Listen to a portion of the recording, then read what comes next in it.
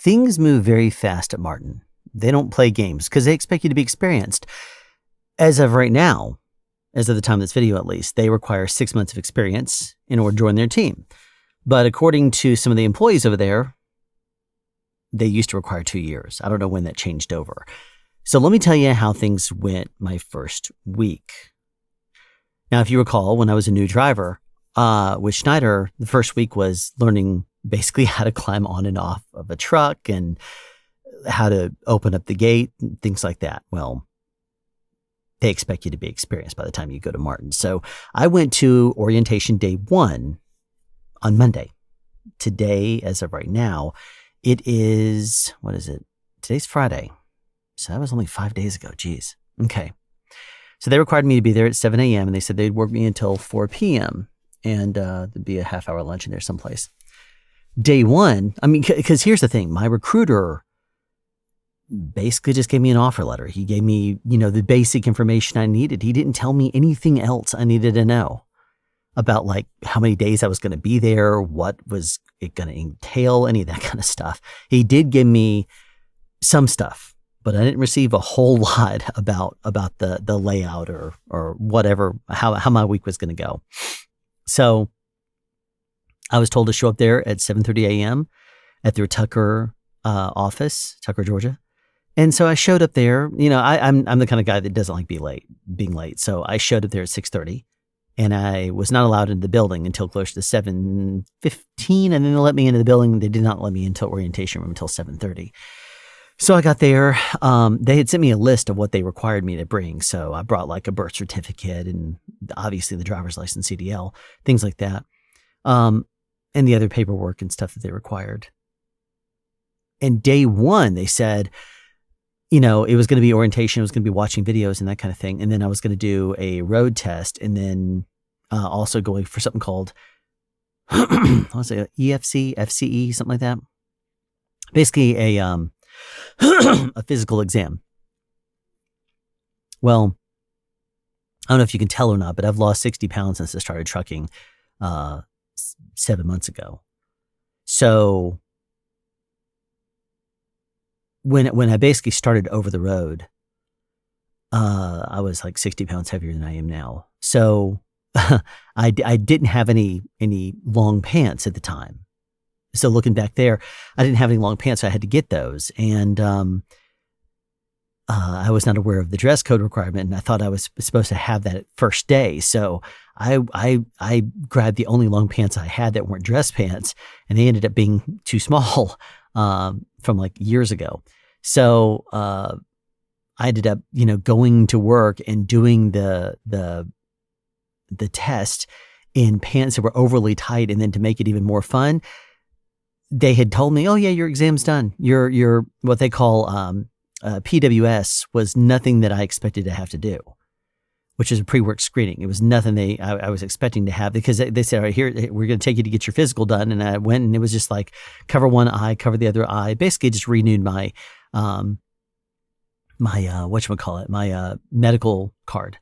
And so the next day, the second day, I went over there and they gave us, our credit for lunch. And so I went in there and got lunch and I ate it. And then right as soon as I finished eating, they were like, here, come in here and do your PWS. I'm like, what is PWS? And they said, oh, it's a physical exam. We're going to put you through squats and lifting and all that stuff. I'm like, right after lunch. And the fact that I was in very tight pants made it fun.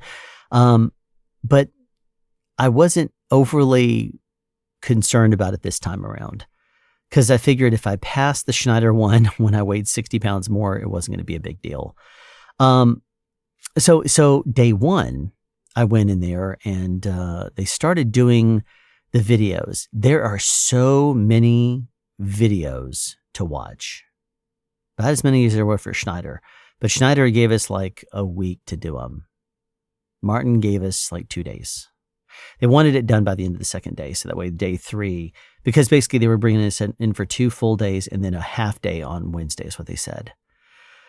So, part of that was I was sent out on day 1 to do my road test. So he brings me outside and he says, I'll go over the stuff you need to know for pre-trip, and he flies through it. He's like, this is this. And I'm like, good thing I can follow most of it. I mean, as he pointed at things, I said, well, I checked that, I don't know all the parts of all the different trucks by name and by site because every truck is laid out a little bit different, but I can look at it and tell if it is bent, cracked, or broken, if it's chipped, cracked, or broken thanks to 160. I look for things like that. If it's a hose, I look to see if it's, if it's an air hose, I listen to see if there's a leak. If it's a water hose, I look to see if there's any kind of a leak. That kind of thing. That's a visual. I can look at things and see things, and things will stand out. Also, as I get to know a truck, I will hear the way it sounds, and if it sounds different, I'll pick up on that. So as I was going through the truck and stuff, the only real difference is, aside from the layout, is that the Marten trucks have APUs. Schneider trucks didn't. They just had a power inverter, and it would idle, and they wanted you to try to keep your idle down below 10%. Well, on Marten, as soon as you turn the truck off, they expect you to basically keep your idle down to 4% or less. Less than 4% is what they aim for. So you have an APU that uses like a cup of fuel per hour, I think they said. So if it needs to come on, it will come on and do this. Otherwise, they have a power inverter, but that adds like, the whole thing weighs like, what is it, 400 to 500 pounds, something like that, the whole system. So it's not that big of a deal. But there is a, when you go to get scaled, if you have an APU, it gives you 400 pounds of credit, or up to 550 depending on the state.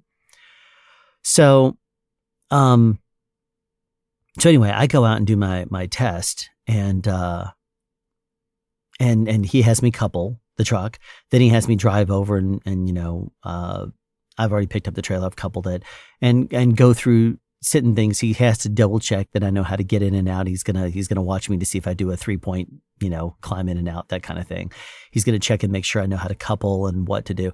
There was a couple of things that Schneider had built some good habits, but apparently it was a little bit nitpicky.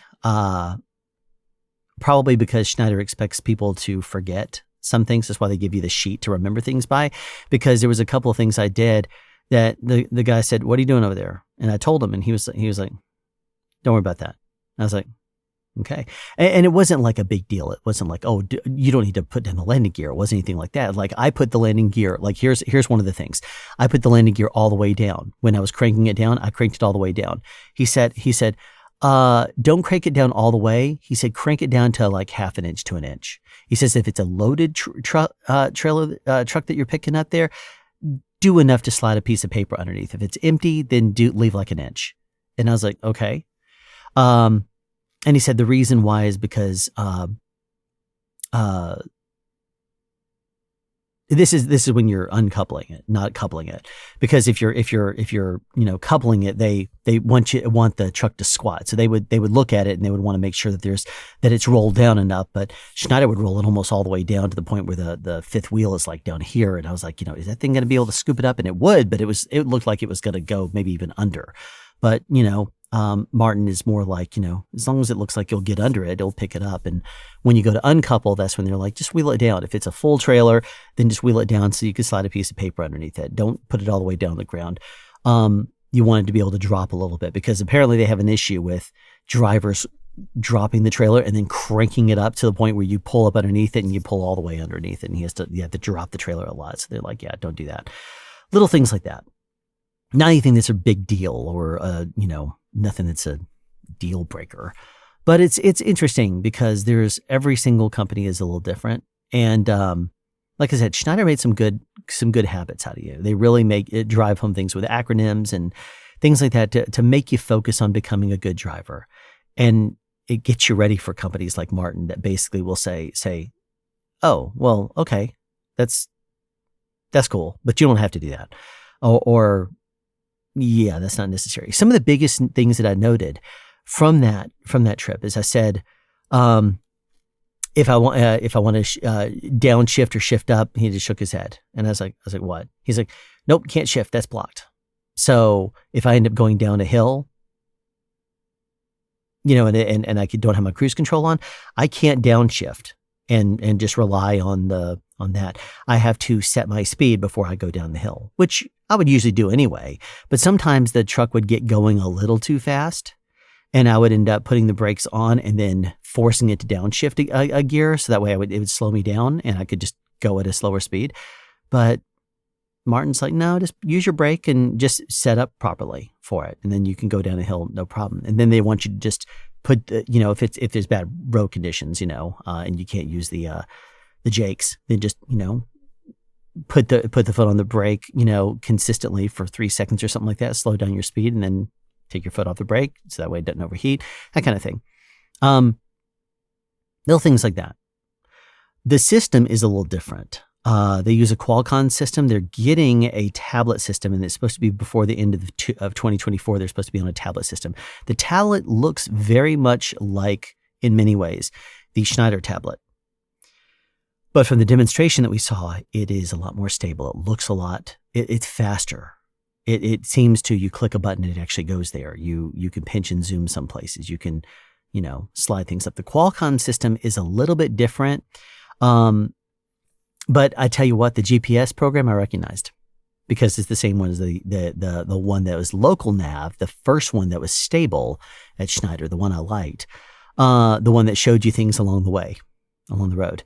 Another thing I like about Marten is that the fuel assignments are not going to be nightmares like they were at Schneider. The fuel assignments are, you basically say, this is where I'm going. Show me the fuel stops along the way. And it will show you the pilots and Flying J's, which are the ones that they want you to use. They don't want you to use anybody else. But they say, here's the ones along the way. Pick one. Nice.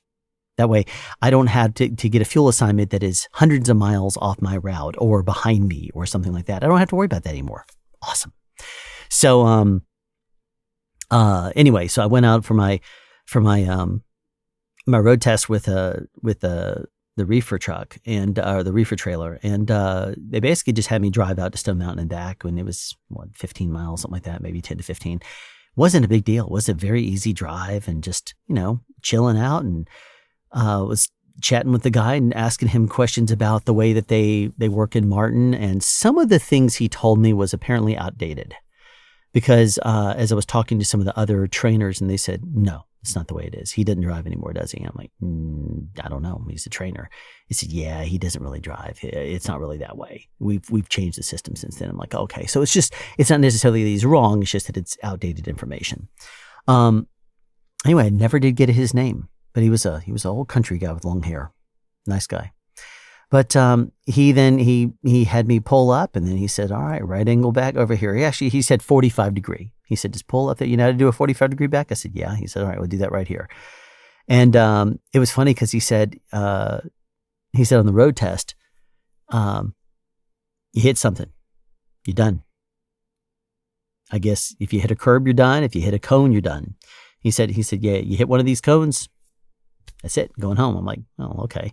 I mean, I wasn't nervous about it or anything because I've been driving for a while. I know how to do this stuff now. It's not like when I was in 160 trucking school and I was like, I can't do the alley dock.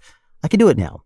I'm going to definitely get a lot better at it doing this job because I'll be backing up to docks. And you didn't do that in pods.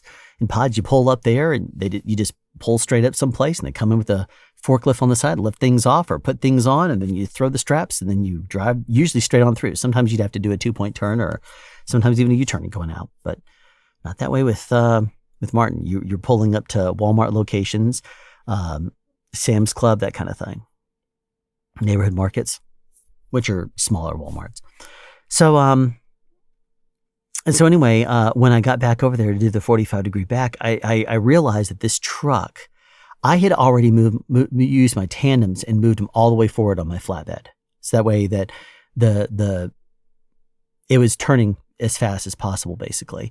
It turned a little bit slower. The reefer trailer went a little bit slower. So as I started to back up, I started going right toward one of the cones. So I said, I'm going to pull forward, and I started doing it again, and it started again to go a little bit different than I was used to. And so it started to pull right back, like I was going right towards the edge of the cone sticks up like this, and the little lip over there, I started to go right towards. I'm like, I'm not going to hit that thing because I don't want to be sent home. So I pulled forward, and then I backed up, and this time I just went straight on in. But then when I got all the way back, I pulled forward to straighten myself up perfectly and then back up. Ends up being that you have a point deducted if you take more than 3 pull forwards. He told me I could take as many as I wanted. I was like, okay, I'll just take what I needed to. And honestly, if I was familiar with that positioning of the tandems, would have been an issue. Just when I first started with Schneider and I loaded up onto got things going on that flatbed, I knew that the loads were never going to be heavy enough for me to ever have to slide tandem. So I just moved them all the way in the front position to get right for California. And that was it. Never changed them again. And you're never with pods going to exceed your weight limit anyway. So it's not a big deal. So what I did there is I pulled forward and then back. And so I had 1 point taken off of the entire thing because I did one too many pull-ups. If I would have pulled up one fewer times, then would have been 0 points and I would have had a perfect score. But the way I look at it is I might have avoided that cone. Not worth it. Not worth, taking the risk. Just like that, what they always say with goal, get out and look if you're concerned. Well, this was right down the mirror. I could easily look out the window and see that I was going a little too close for comfort there. A lot of the times what I'll do is I'll push a little bit closer on the driver's side than I will the passenger side. Because, tail swing is a reality. I mean, if your rear tandems are here and you're trying to back up, the whole thing will move. And that way you basically just position your tandems where you want them to go and you'll pull right in. But if you have them up here and you start to back in, that's a big tail swing. So if you're trying to get around the nose of something, this is going to swing out and maybe hit the truck or trailer next to you. So you got to be very aware of tail swing, depending on where your tandems are. So, anyway, I parked it back in there and he said, all right, you did good. And I was like, awesome. So I went back inside and he had me do a quiz. Now, the funny thing is the quiz he gave me, it was 10 questions. And the way it was laid out was he ended up saying at the very beginning, one of the things that is different with Schneider than it is at Marten, and this is one of the things I wrote in my evaluation at the end, is that they give you macros. They'll say, use macro 5 for this, use macro 17 for this, use macro 23 for this, macro 38 for this. I have never dealt with macros before. I have no idea. When they would start to say, what macro is used for this? I'm like, I don't know. I was looking at the paperwork and looking at the thing online. I was like, I don't know. I don't think it said so in the video, because they would show us videos and there was always a quiz after the video. And if you watched the video, usually at the end, it would tell you what you got wrong. You could click on the summary.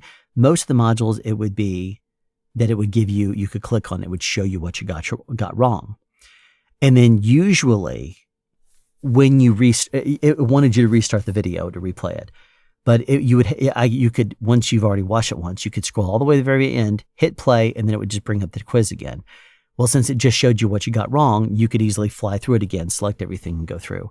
And then it wasn't that big of a deal. But when it starts throwing random macros at you, and some of the questions, like 3 questions in a row at one point, were which macro is used for this? I'm like, I don't remember. I don't know the macros. Tell me it's macro 38 for paying lumpers. Then I can remember it. If you tell me, is it macro 38? Or is it macro 39? Or is it macro 41? Or is it like, I don't know. I don't remember. So some of this stuff will happen in time. And some of this stuff I would have liked a cheat sheet when I first started training. I didn't get any paperwork until the second day. Actually, I take that back. I got 2 sheets of paper when I finished my road test the first day. One of them was a macro cheat sheet because I mentioned in the road test that I'd never dealt with macros before. So trying to, remember macro this for that. And I said, that's getting overwhelming because I don't know. And I'm getting a lot of questions wrong because I don't know the right number for something like that. Anyway, so it would want you to rewatch the video. And there was so much dense amount of knowledge in there that it was sometimes overwhelming. Anyway, we got through that. Day 2. I go in there, do more testing and stuff. And they told us the very first day, you're not hired until you pull your first load. You are on a job interview. So they said, be on your best behavior and that kind of thing. One guy was late all 3 days, half an hour every single day, and they cut him loose because he just could not be there on time. And they told him after the first day when he was late, when they called him the second day, they said, why are you, you're running late again today? Did you get lost? Did you know where it is, right? I mean, you were here yesterday. And then the third day when he was late, they're like, we're still looking for you. You need to be here on time. But if you're not here by 8, that's when they're pulling people outside to show how the reefer units work and stuff like that. You need to be here by then. Anyway, he wasn't, and they cut him loose. I mean, if you can't be there on time, then, I mean, I don't understand in 2024 how people can be late. I don't understand it.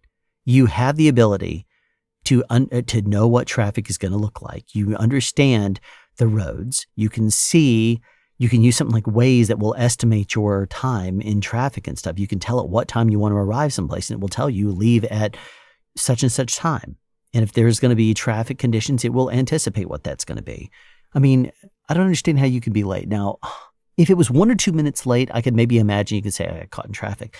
But I always get places like an hour in advance. Every single day, I got there at least half an hour in advance. After the first day, I made it an hour in advance. The second day, I made it 45 minutes in advance. The third day, I made it there just over 30 minutes because I was wanting to make sure that I was there in time. But I don't like cutting it too close because then it starts to drive me crazy. It starts to make me really, nervous because I don't like being late. So anyway, the second day, watch more videos.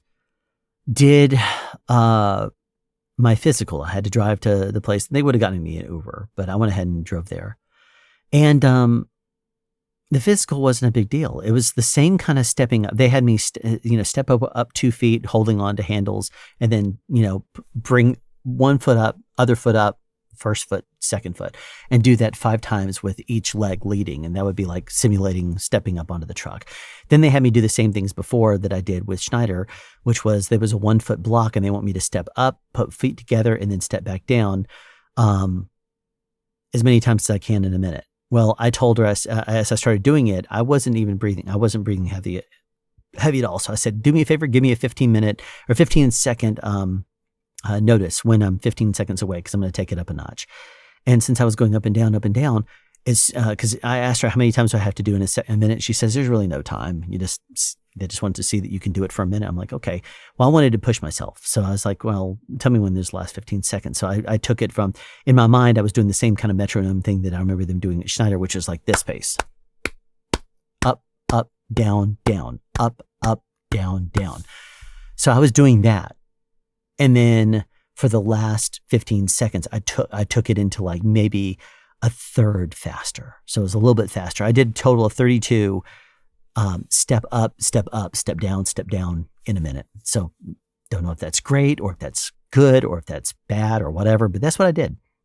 And then after that, it was like, take 65 pounds of weight, hold it up here, walk across the room, turn and stop, turn around, and then walk back, stop, turn around, walk. They didn't want you just getting to the end and then going straight back like this. They want you to stop, turn around, go back, stop, turn around, go back. And I do that 5 total times. They're back. And then after that, I think they took 15 pounds of weight out there and they wanted to make sure I could put it up on top of something that was over my head. No big deal.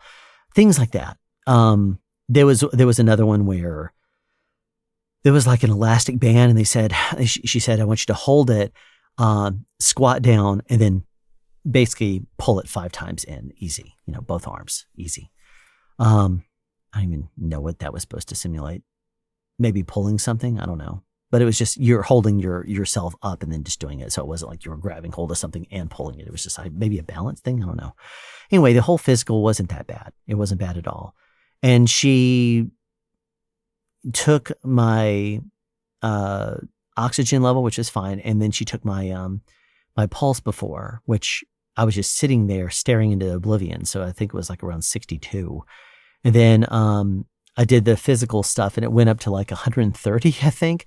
And then after 3 minutes of rest, it was down to 89. So, still by no means am I what you would call skinny, but I've gotten in a lot better shape since doing the trucking thing. And not eating crazily. Granted, I've eaten more lax since the past few days since I've been home. Anyway,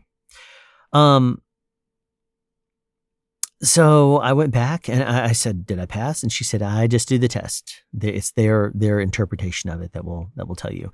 And they didn't send me home, so I just continued to watch the videos. There was one guy that went after me. He was a bigger guy, pretty big guy, bigger than I was when I started Schneider, let's put it that way. And his physical was right after mine. Well, after he got back over there, he started going back to watching his videos, and they pulled him into the office after only a few minutes, and they closed the door, and then he came back out, and he was putting stuff in his bag, and he left. Didn't see him again, so I guess he didn't fail. I guess he failed his physical.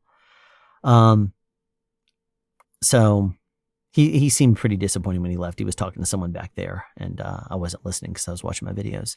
But anyway, there was a couple other people that I don't remember seeing after the first day or two. Maybe they just left early. Maybe they just finished the videos.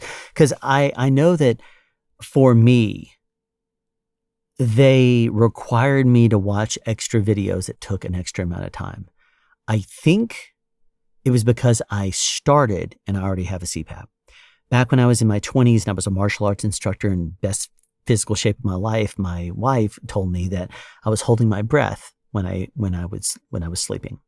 So she suggested I get a sleep study, and I didn't for the longest time until 2019. And then I did, and they were like, "Oh yeah, you hold your breath in your sleep for sometimes up as long as like 45 seconds." I'm like, "Really, that long?"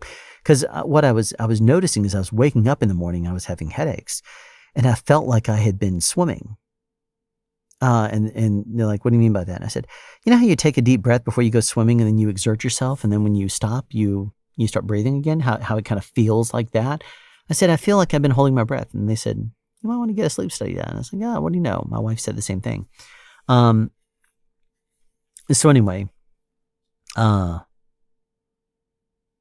finished that day up, and it had, because I had extra videos, they made me watch a lot of things, even though they measured my neck, and my neck was like 15 and a half inches. It's not 16. 16 is the magic number that if your neck is 16 inches or bigger in circumference, they make you take a sleep study. Well, mine was 15 and a half, so I wouldn't have had to if I didn't already have a CPAP. But I already have that thing down to a science, so I sleep in it, and I have the full mask and stuff like that, not just the nose pillows and stuff, and it didn't bother me one bit. So I'm just going to shrug it off. It's no big deal. But anyway, so I finished day 2, went home, I had to watch 3 more videos, I think. And those did not give you a summary of what you got wrong. Excuse me. They did not tell you what you got wrong. So it's like, wait a minute, it did say this. And wait a minute, this one did say that. And so I had to do that video. Day 3, I came in for orientation. They took us out, had a reefer tech show us how the reefers worked. Also had a tour, talked about we looked at the shop. We talked about different conditions. We talked about the, what do they call them? Not the yard boss, but the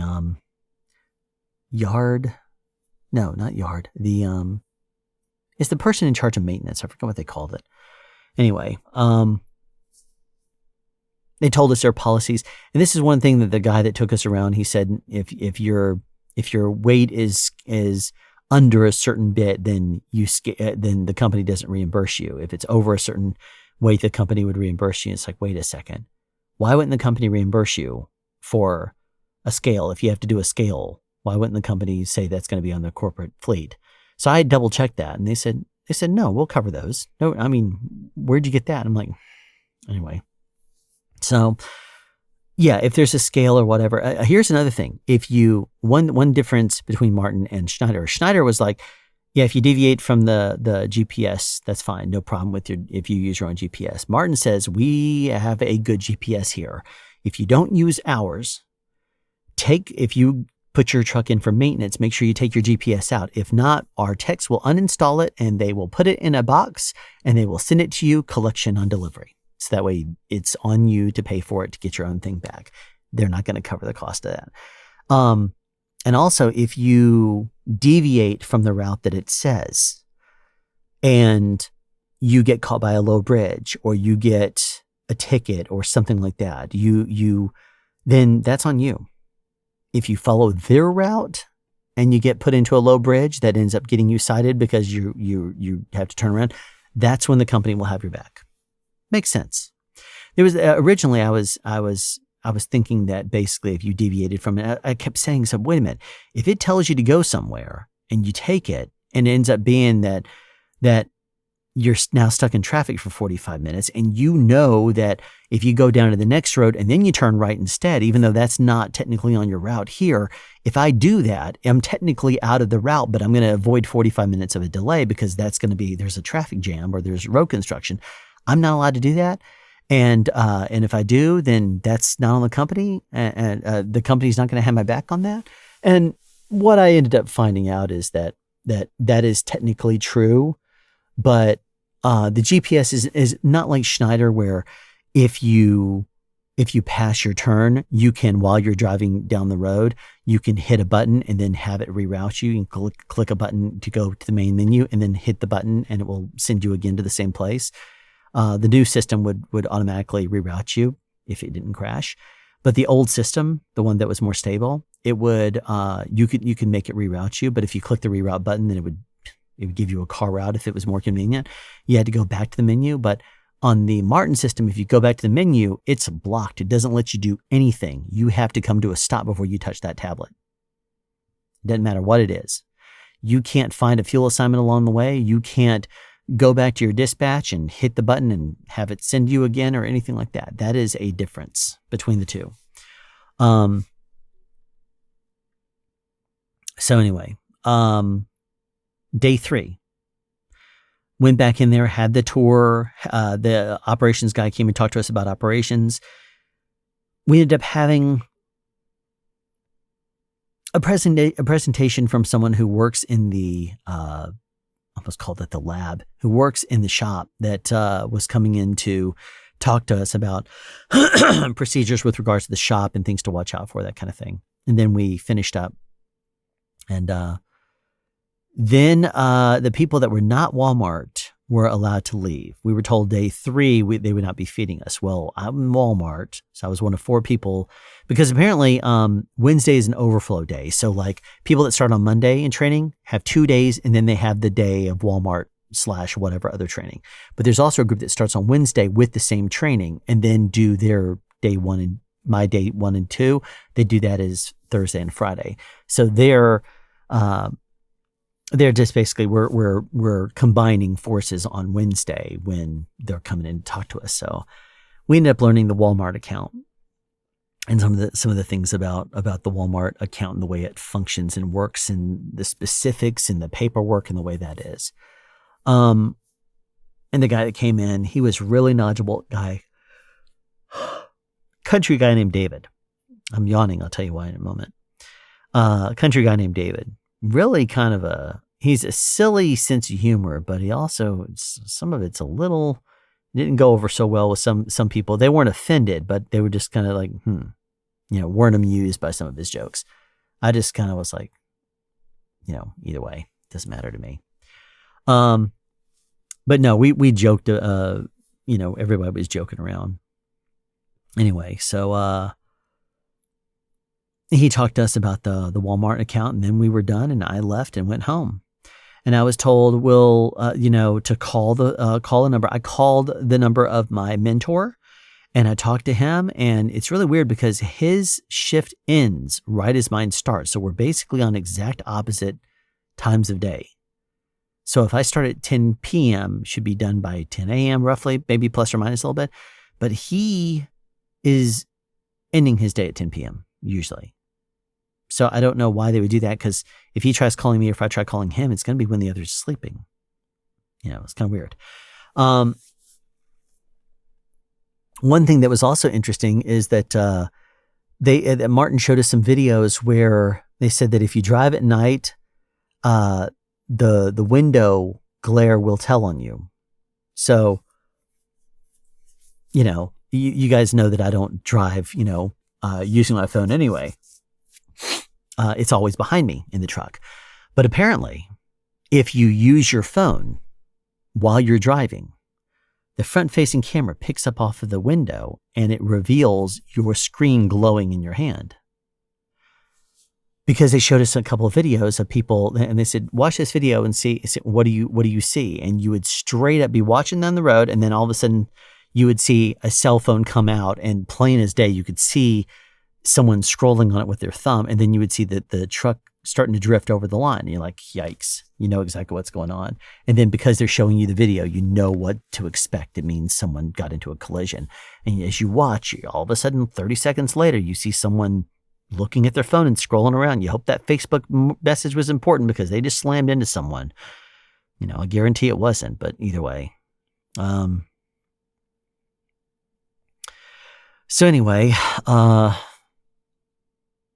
so day 3 was done, and they said, I called it was actually during lunchtime. I called my mentor and talked to him. He told me a few things that were kind of neat.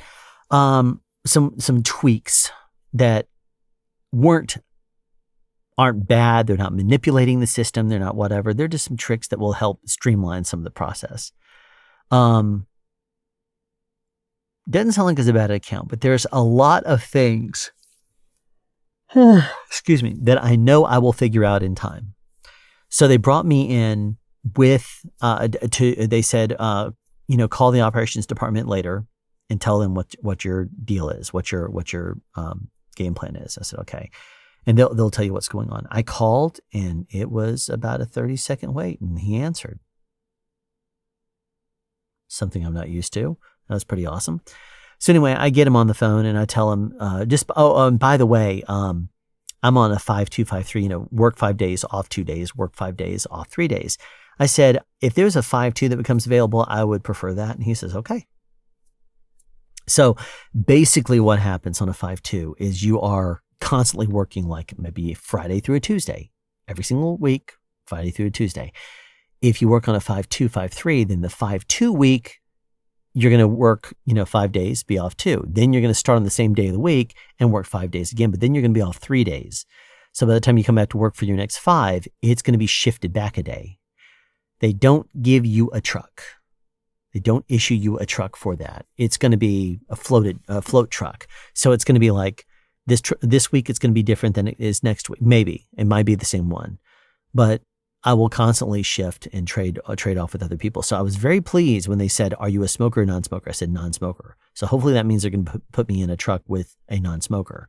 Like I will be using a truck right after someone who's a non-smoker, because it'd be god awful if somebody smoked in the truck. And I fully expect it could happen. I mean, I'm not going to be issued a truck, so I'm going to be sharing it. So hope to God they don't have a smoker in there. They do have a pet policy for solo drivers, which is different than Schneider. Schneider only gives you pets if you're a team driver, because they don't want you leaving a pet inside the truck, because they think you're going to kill the truck, kill the pet or something like that by, leaving him in a hot truck or something like that when you go in to eat or something, I guess.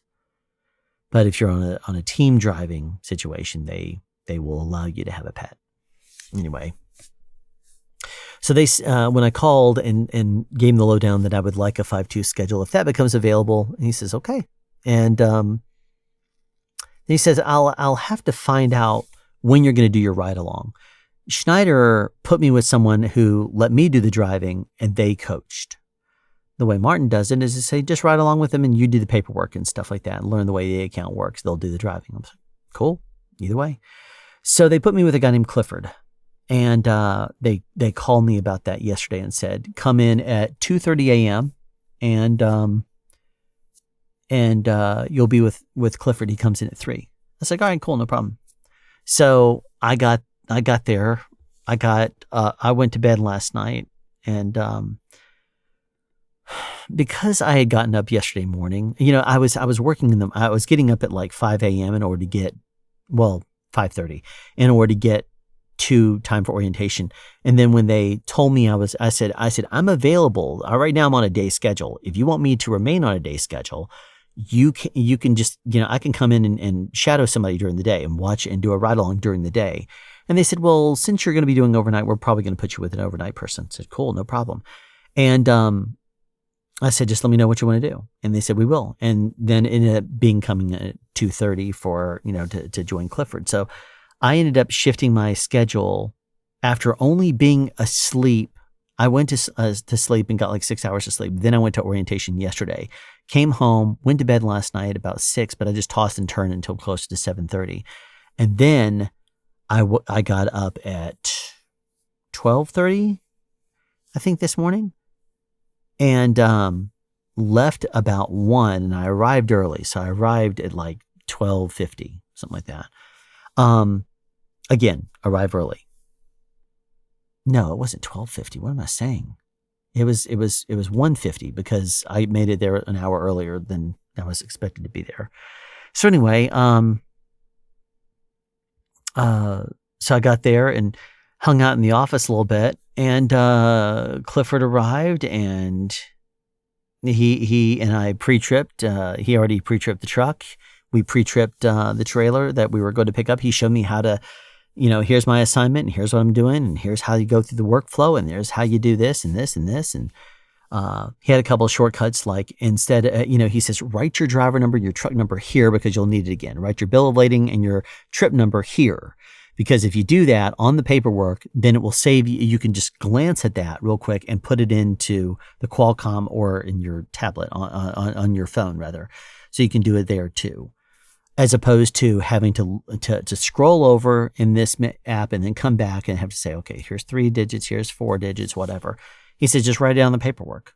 And I was like, oh, that's so much easier. That way you can just write it down at the very beginning of the trip and then you're done. Now, there's a couple of things to note about this. And like, for example, in order to get the guaranteed pay, you have to do a certain number of miles in a week, or you have to do a certain number of trips in a week.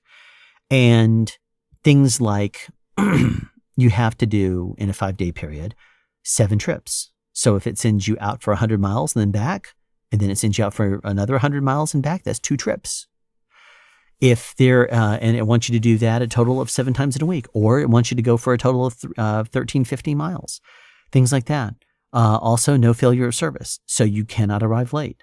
If you are late because you were delayed by a customer, that's acceptable because you didn't just decide to twiddle your thumbs and go sit at you didn't just decide to leave and go out to do your deliveries and then stop for half an hour to have breakfast at a Denny's. You can't do that, because then you're going to be late and there's no excuse for it.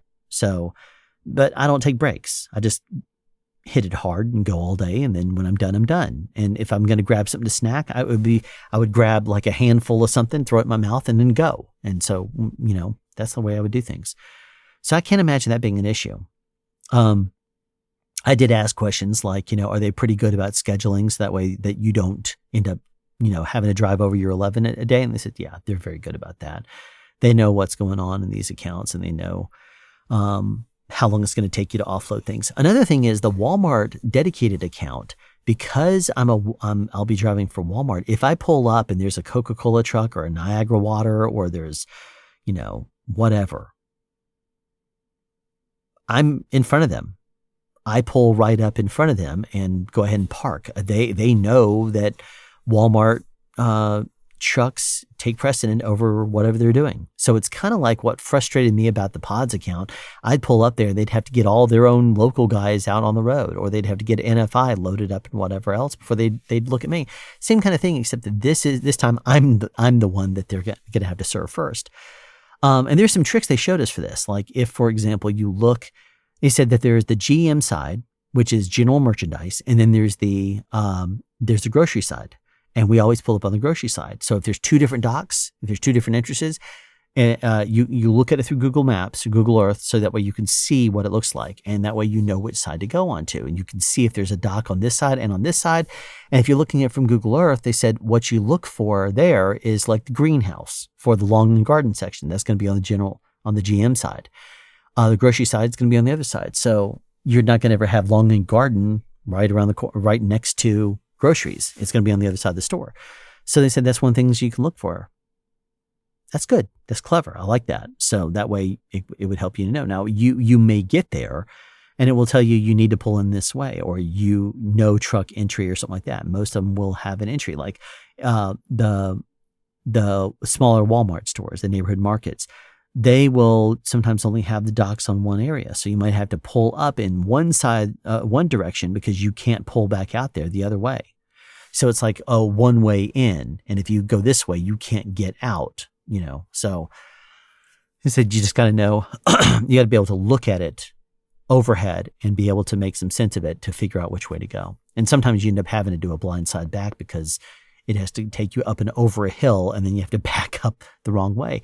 Also, they were saying, be aware that sometimes they would say in order to pick up big items, four-wheelers have to pull around, and sometimes they'll just pull up right there and then just sit there with their arms folded, expecting you to move for them. And one of the guys that was talking to us, instructing us, said that he pulled back there, and this four-wheeler pulls up practically into his blind spot there and just sits there. And he's like, that's a stupid place to be. So he gets out of the truck and goes back there and says, you need to move this car. I said, no, you need to move your truck. He said, this is a truck lane, lady. She's like, well, I'm just trying to pick up my groceries. Like, I'm just trying to deliver your groceries. Get out of my way. Anyway, I can't imagine. I do understand it, but I don't understand at the same time how four-wheeler people can be so stupid. If there's a big truck there, they're working. They're taking, you can move. You can do a U-turn, in a couple of parking spaces. They can't. But not everybody thinks that way. I've always been very respectful to truckers. Anyway, kind of cool. I'm on the other side now, and I get to see both sides, so have that perspective. But anyway, so yeah. Aside from that, we did 3 stops, and I learned how the reefer trucks for Walmart are 3 zones. So they have 3 different zones of temperature control: the front, the middle, and the back. And they're separated by bulkheads. And as you start to work your way back, you have to take little stickers off and stick them on certain pieces of paperwork. And then you have to report it certain ways in the system and stuff like that. It seems like a very easy system. I say that now, watch I'll completely screw it up. But it seems very easy. It seems very straightforward, I should say. And so that's that. I asked if they wanted me to go along with Clifford to the second, to ride along to his second location. They said, no, we expect you to come in at 10 p.m. tonight. And then they came to find out that my truck was the one that I'm going to be driving is in maintenance right now in Tucker. So they said, you may need to go pick it up. So they'll let me know at some point today if I need to go and pick up the truck. And if so, I'll get there at I'll end up driving in, and they'll put me in an Uber, have me go over there. Then my clock will start, and I'll come over and pick up my loads or whatever. One thing that Clifford told me that makes sense, because the same kind of thing happened with Schneider, and other people have told me too, is the first load, especially first few loads, try not to waste time. I mean, don't, obviously try to break laws and stuff like that to try to get it done really, really fast, but don't waste any time. Get them done and show them that you can handle things very efficiently. If you can do that, they'll say, oh, okay. If, for example, your first job, they expect you to do in 4 to 5 hours, and you come back and it took you 6 hours, then they may say, he's not going to be able to go out and do the other 4 to 5 hour trip that we have, because if we send you out on that one, you're not going to make it back in time. But if you finish in 4.5 or 5 hours, and they say you can do this one in 4 to 5 hours too, they'll expect you to be able to do that within your hours. So there you go. Don't waste time. And I'm not the kind of person that wastes time anyway. I'm very efficient. I like to not waste time. So let's go. So yeah, that was my ride along. The reason why I'm tired, is because I was gung ho earlier. As soon as I get home and I'm in shutdown mode, I know that I went to sleep last night. I got about 5 hours and change, and by the time I got up, I was wide awake and going strong. And then as soon as I was done with work and I came home and I sat down and had some tea and had some Chick-fil-A chicken biscuits, all was well. All was well, and I just sat there, and that's when I started to kind of be like, all right, well, my day is done. Started to doze off. I also knew that I was going to have to come in and either be there at 10 or be there at 8. If I'm going to be there at 8, it's because I got to go get the truck. If I'm going to be there at 10, it's because I'm going to be starting my shift. So either way, I have to basically plan to go to sleep around noon today. Right now, as I'm recording this, it's 11:32 a.m. I need to go to sleep. So as soon as I finish recording this, I'm going to take a shower and jump right in bed and get a full 7 hours of sleep. Because I gotta start this sleep schedule thing. And I don't have a problem switching my sleep schedule around. I just have to make sure that I stay up until however long I need to get up and get myself going and commute time plus 7 hours. I need to give myself a good 7 hours of rest. And then I can reverse my sleep schedule. I can be up for 24 hours in order to then go to sleep and push my day back, a few hours and start later. I'm not one of those people that always has to get up at 7 a.m. in the morning and then I'll be brain dead all night when I start work at 10 p.m. and don't finish until 10 a.m. the next day. And I've been up at that point for 28 hours. And I'm not that way. I'm the kind of person that will push myself to be a zombie, and I'll be a zombie until I go to sleep. Sometimes if I work overnights, I'd have to do 8 hours of sleep in order to make sure that I would get myself fully rested, because I don't rely on caffeine. I don't rely on stimulants of any kind. I don't smoke, don't drink, don't do drugs, don't do any of that stuff. I don't rely on any of that kind of stuff to keep me going. So for me, it's going to be just, you got to plan properly and give your body what it needs. And my body will need, if I'm working by day, I'll be fine fully functioning on 5 hours of sleep. If I'm going to be overnight, it will take 7. If I'm switching my sleep schedule from day to night and it means extending my daylight hours, so that way I'll be up longer, then I might need up to 8. I just know my body. I mean, I'm almost 50, so there you go. I don't like saying that though. Almost 50. Geez, sounds old. I don't feel it though. I feel like I'm a teenager, just maybe maturity. I don't know. So anyway, that is the latest. Tonight, here I am a week after. I just left Schneider a week ago yesterday. Earlier in training this week, I was saying, last week I was stuck in a snowstorm in Pennsylvania. And it was, and people were, not everybody starts doing OTR apparently. There were some people that had not done OTR. So they were listening to me talk about some of the stories about driving out in the snow and stuff like that and the dry ice. And they were like, but yeah, so it's going to be kind of cool working as, and here's another thing. I thought I was going to be getting the truck, loading it up, going out for a week, and then coming home. No. I'll be driving every night to this location, picking up the truck, going out. This is the reason why it's 200 miles radius, and then coming back. And then I drive home every single day. So my days of OTR, my days of loading up the truck with multiple sets of clothes and stuff like that are done for right now. I just have to basically get myself a coat or bring myself some food, whatever I need for the day, and then I'm done. And I drive home at night. Oh, that's nice. That's nothing that I've been used to the past few months. So that's nice. I'm excited about that. Anyway, so tonight is my first shift with Marten. And when you finish orientation, they give you a book bag with all kinds of stuff. Everything from a tire pressure gauge, a very nice one, to paperwork, so that way you understand what you're supposed to be doing, to what else was there? There's a steering lock that looks kind of like the club, from back in the 90s, but you'd stick it through the U joint at the for the steering column, and you put it through there, and it basically prevents it from turning. And you use one of your 2 locks. They give you 2 locks. One of them is for that. One of them goes on the back of the trailer when you pick it up. So you do your pre-trip, you grab your lock and you put it on there, and you put your lock back on every single time you go somewhere throughout the night. So yeah, it's going to be cool. It's going to be cool to get out there, and I have no idea what they're going to be sending me out for. They could send me locally to go out for a few hours. They could send me, say, your first one's going to be one location in Alabama, and then you're going to come back, and that might be my day.